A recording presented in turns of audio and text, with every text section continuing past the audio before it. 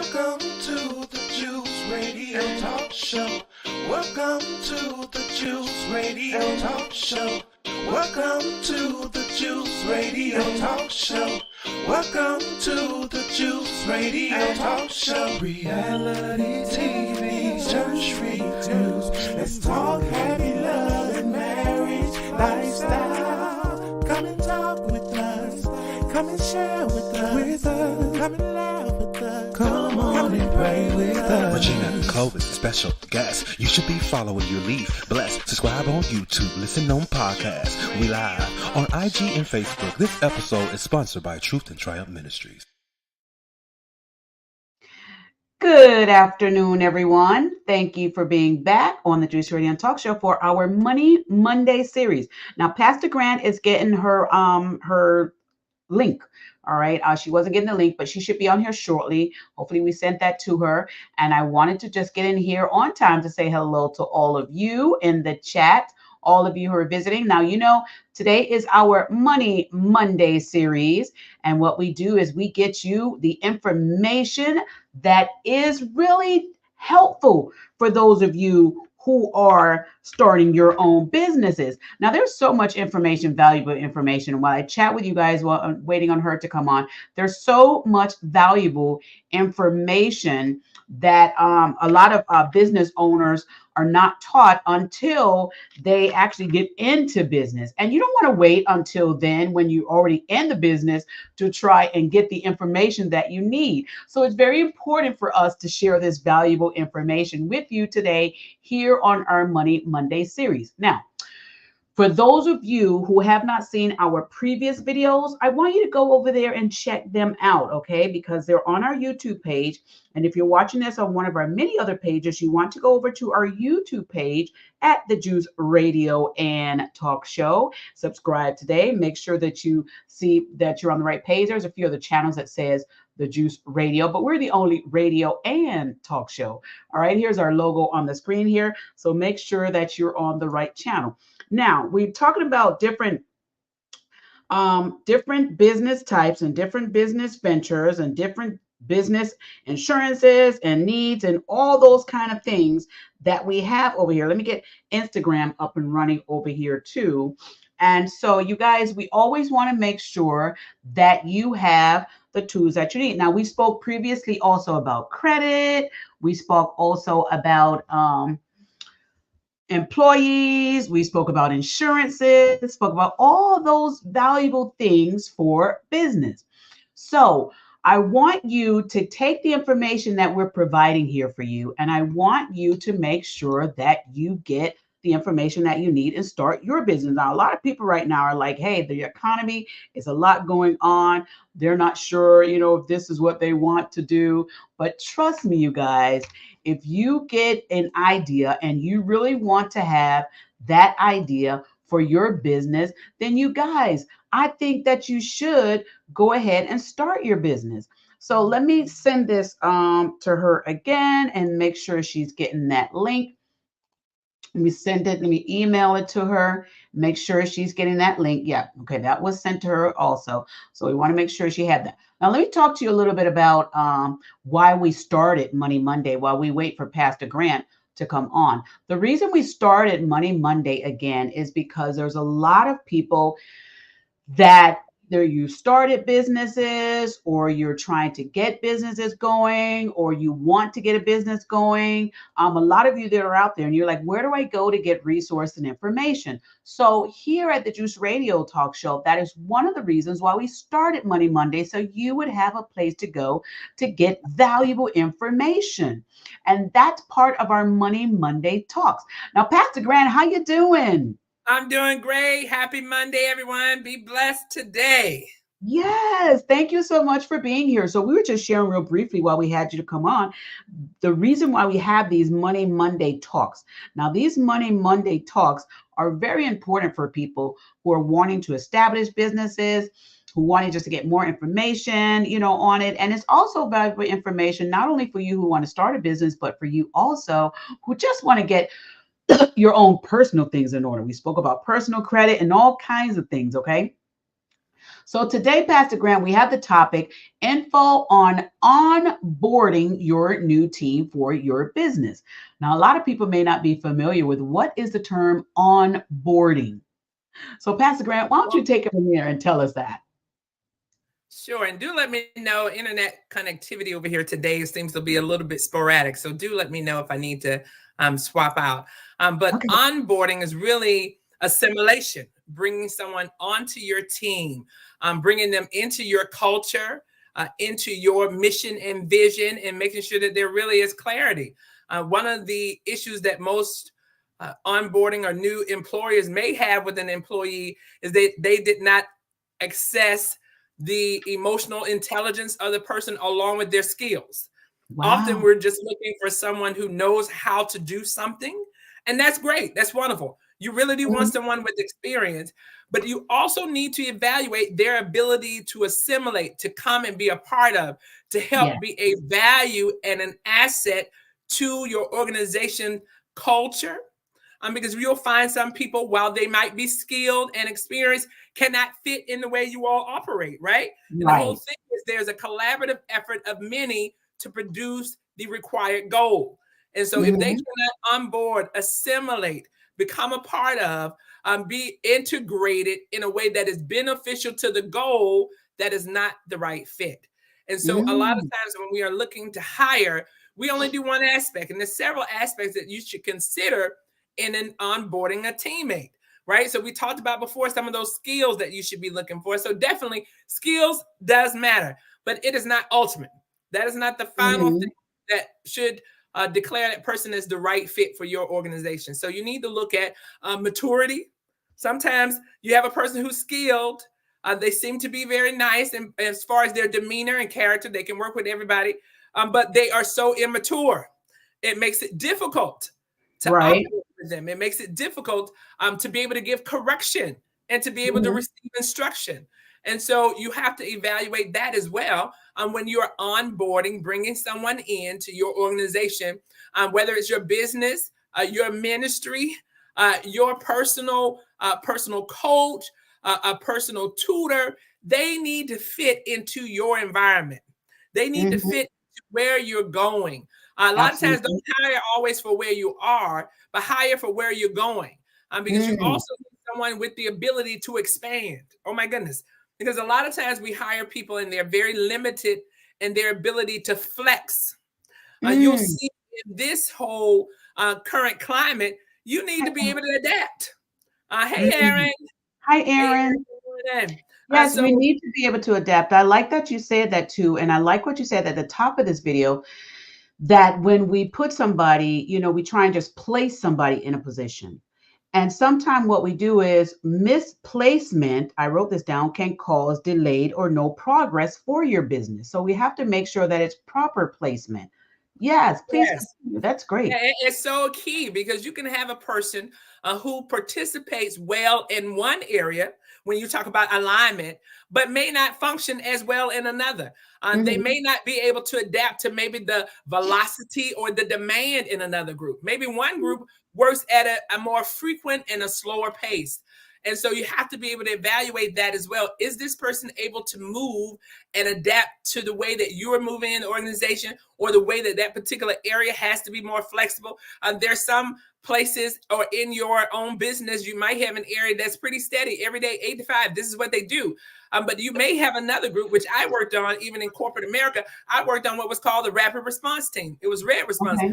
All we did was handle problems. So if Wow. you have a person that cannot handle pressure, cannot handle complex situations, cannot handle clients who might be at a more temperate level, right? Because they've had some complexities, they've had some constraints, they've addressing some issues and it concerns them, and they don't have the temperament to be able to handle that in a professional way. That is not the role for them.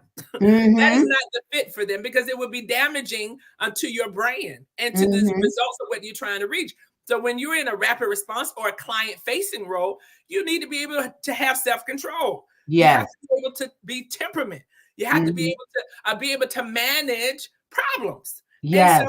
that's one of the things that, as we talk about onboarding a person, think about where they will be most beneficial to your organization. Not that they are skilled in one area, but what will be beneficial to you? How can I leverage those? And in many aspects, look at how can I leverage it in multiple places. Mm-hmm. One of the things with my teams when I operate in the corporate America, I have about 50 people that report to me, at different times. Sometimes scales down, sometimes we have to scale up depending on the amount of work.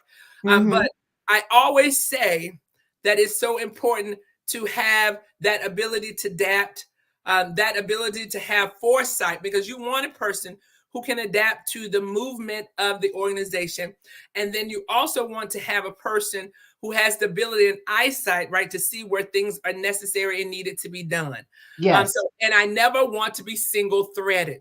That is one thing I would say. I don't want to have a role where only one person knows how to do it. If that person misses work, if that person's not able to come in, if that person has a personal issue, right? You don't want to be where you cannot operate in that lane except for one person is here. Mm-hmm. So never, when you're onboarding, you think about how can I make sure that I have duplicity of ability to complete work? How can I make sure that there is a backup, an alternate? How can I make sure that people are cross-trained? When you're doing onboarding, those are things you want to say, this is your main role, but also part of your role and responsibility is to ensure that this function is covered when that person is away. Make sure that this function is covered when that person is out. You will be a backup. And have that expectation, because a lot of times when you're onboarding, you don't set full expectations. People are despondent and they feel like, oh, they're asking me to do too much. Well, in your mindset, and maybe it was something you expected. You expected everybody to collaborate when there's an area that need more support and yours is slow. I look to plug and play. I do that all the time. You're not doing much. Or whatever you're doing is not critical today. Your role is not critical today. I need this done over here. Yes. And so it's very important when you're onboarding new people, new teammates, that you have that conversation that a lot of times it will say in some of the onboarding documents, and it says, and other duties as identified, and other duties. And other duties. And whatever we need done, and whatever else, right? Within your capability, within safety, within policy, within the rules and regulations, this is something you may have to end up doing as well. And I feel like when you set that expectation up front in the beginning, people have more clarity and more understanding as part of the onboarding process. We're coming together as a collaborative team. We're working together toward a common goal. And that means everybody has to flex. Everybody needs to know more than one thing. I want to encourage you in that. Everybody needs to be able to have the dexterity to do more than one thing. Some people might be able, oh my goodness, but not willing. Oh boy. Listen, they might be able to do more than one, but they're not willing. And so when you set those understandings, clarity, when you are onboarding, when you're bringing on a new team or a new teammate, you want to be clear, have visibility, be transparent and understanding, be transparent in where you are and what you need. And then allow people to also participate in that process. What else do you know how to do that could be beneficial here? I like to have the feedback open door policy so that people can provide you with context, because whether you believe it or not, other people have great ideas too. Yes, we've got to get people to listen to that part. I like that you said the feedback open door concept. We just got to get a lot more people to understand that, it's okay to have the conversation, to have the feedback. Just because you're the manager or the CEO doesn't mean you have to have all the answers. Right. And that's why when you are hiring, you hire for your weakness, not your strength. You don't need people to do what you do. You don't need people to be able to be a duplicate of yourself. No, you want other people who can add strength to your organization, to your business, your mission, your vision, that have a different lens, that can say, hey, I'm looking at it from a risk perspective. Yes. And I love that she's saying this. So you guys, she's having our Wi-Fi difficulties there, and we'll have her right back on. So you guys, I love what she's saying here about we have to make sure that we have the open communication. Yes, Pastor Grant, you're back. It's very important to be able to have that conversation. Yes. It is. It's very important, because you might miss some good information or innovation that could be your launching pad to something else great. That could be potentially your next evolution, your next phase of your product or your service or your vision or your dream. And then while you're still at the helm, while you're still in charge of things, you have others who come alongside of you on your team who can enable you in the dream, who can enable you in the vision, who can enable you in the goal. I couldn't do anything of the things that I do today, as well as I'm able to do it without the others who participate in the process, Right. who help me. One, to be a better person, to be a better manager, to be a better innovator, and idealize to idealize some of the things that have come into my mind as a vision. Now, how do I put that down on paper? And now that it's on paper, now how do I put it in the earth? how do I take it from vision to manifestation? And you can't do that by yourself. There is so much power and strength in collaboration. Yes.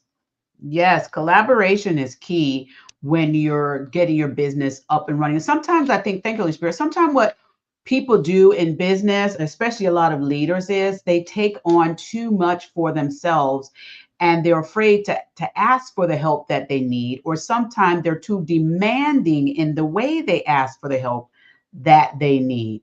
And so when you're onboarding, you have to be really careful with the process and the process of communication with those that you are looking to onboard as well, because sometimes leaders can turn away really great people for their business because of their too direct communication with the individuals.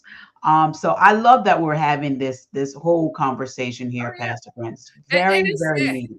Yeah, it's said that most employees do not leave an organization, they leave their management. Oh, So they don't leave oftentimes the organization because they came on board, they applied because they liked the mission, they liked the vision, and they wanted to be a part of that experience, but they leave because it's a toxic environment. They leave because they're unable to fulfill a desire to be beneficial or to be heard. And so they don't leave normally an organization, they leave the management. They leave wow. the structure, they leave the culture.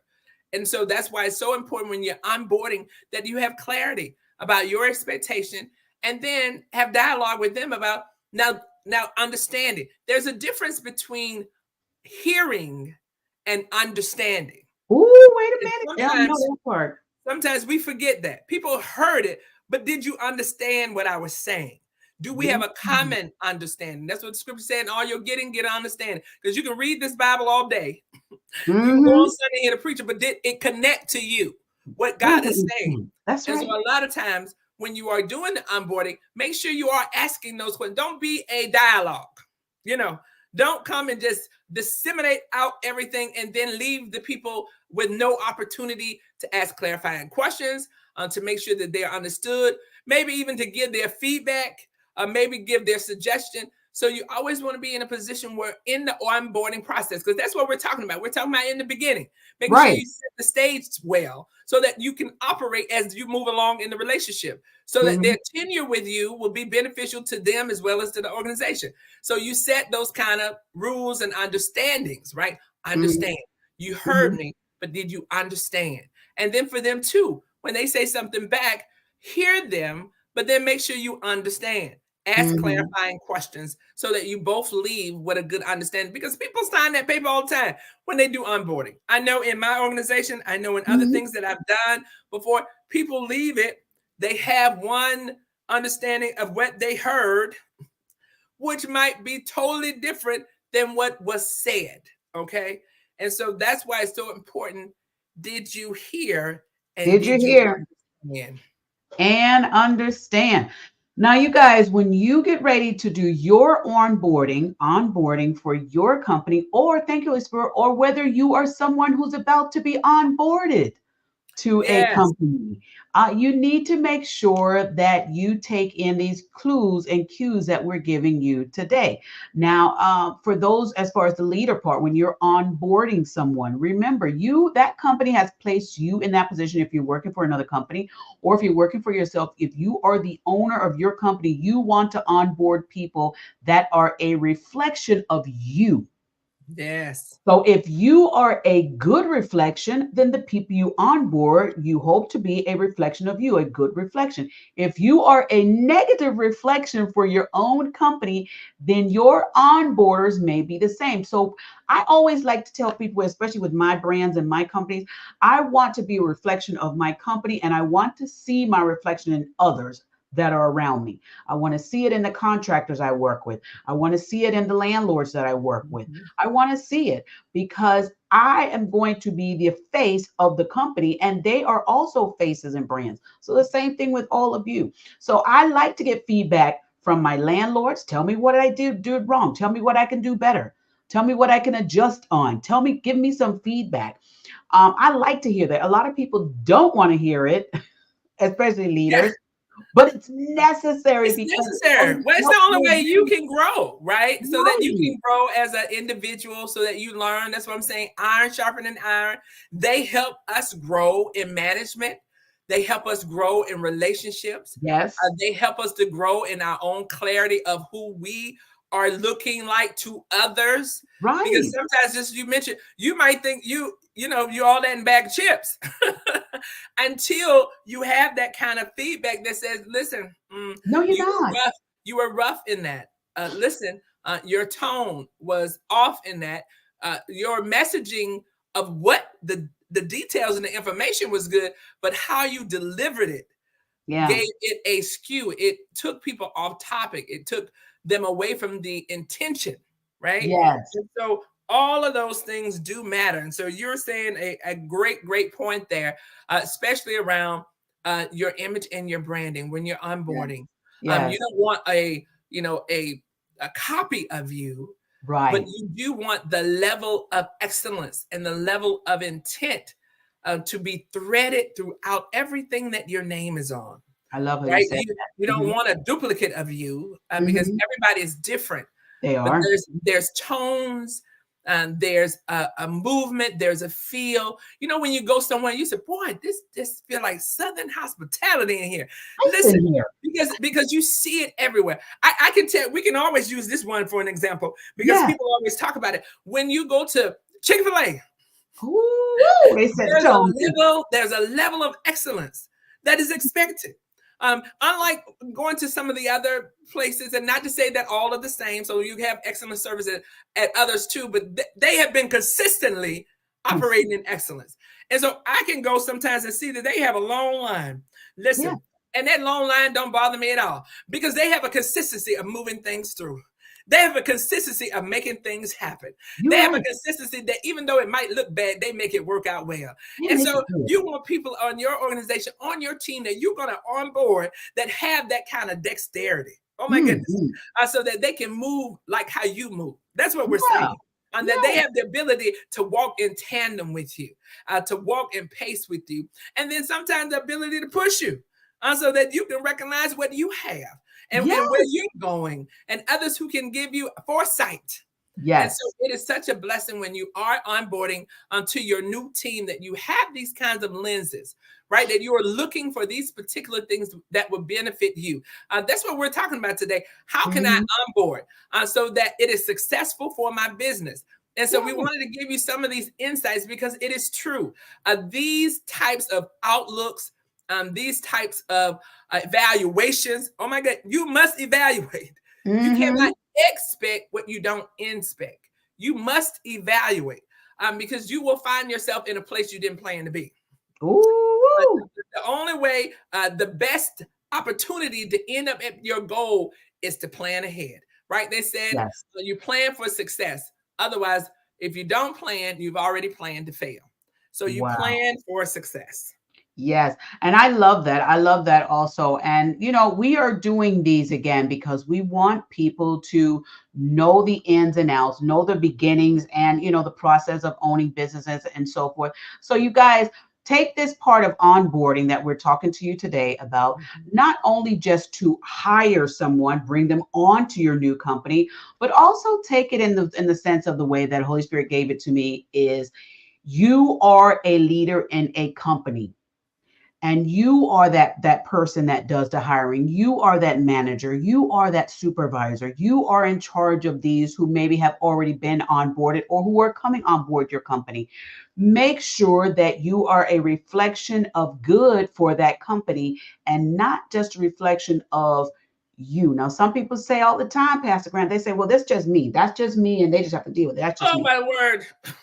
Sometimes just you need to stay at home, and business you need to be at work. Yes. Oh my goodness, that's good. That's good. Because listen, when people say I'm just being me, that's great. But they're paying you to be your best self, not you. Yes. They're Your paying you best to be a self. reflection of them. Yes. They're paying you to come in and operate in the capacity that they would like to see, not the you that you decided to be on today.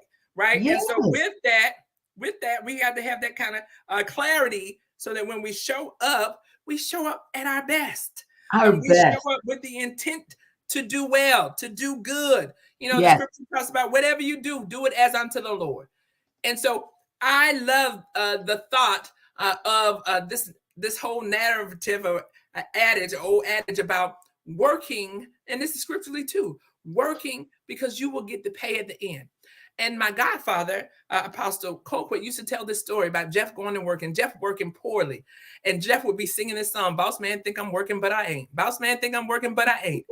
He think I'm working, he think I'm working, he think I'm working, but I ain't. And then on payday came to Friday. And the boss man came in, he said, Jeff think I'm gonna pay him, but I ain't.